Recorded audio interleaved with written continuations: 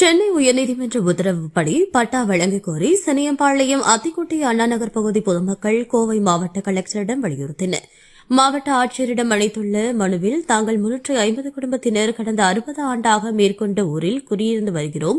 கடந்த 1998 ஆண்டு வரை சொத்து வரி செலுத்தி வந்துள்ளோம். எங்கள் ஊரில் அனைத்து வீடுகளுக்கும் மின்சார வசதி இல்லாத சூழலில் மின் இணைப்புகள் வழங்க மின்வாரியம் மறுத்தது. அந்த சூழலில் உயர்நீதிமன்றத்தில் நீதி பேராணை தாக்கல் செய்து சட்ட போராட்டம் நடத்தி மின் இணைப்பு பெற்றோம். கடந்த 1990 ஆண்டு அப்போதைய கோவை மாவட்ட கலெக்டர் எங்கள் குடியிருப்புகளுக்கு பட்டா வழங்க உத்தரவிட்டார். கடந்த 2004 ஆண்டு அப்போதைய தமிழ்நாடு ஆளுநர் அவர்களும் பட்டா வழங்க உத்தரவிட்டார்.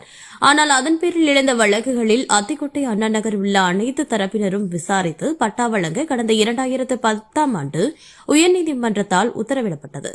மேலும் இறுதியாக சென்னை உயர்நீதிமன்றத்தில் நாங்கள் பட்டா கோரி தாக்கல் செய்த நீதி பேராணை பட்டா கோரிக்கை மனு தாக்கல் உத்தரவிட்டும் உத்தரவு தேதியிலிருந்து 12 வாரங்களுக்குள் விசாரணை நடத்தி பட்டா வழங்க வேண்டும் என தீர்ப்பளித்தது. ஆனால் அத்திக்கோட்டை அண்ணா நகரில் குடியிருப்போர்களுக்கு நில அளவை செய்து பட்டா வழங்க நடவடிக்கை எடுக்க வேண்டுகிறோம் எனவும் வேண்டுகோள் விடுத்துள்ளனா்.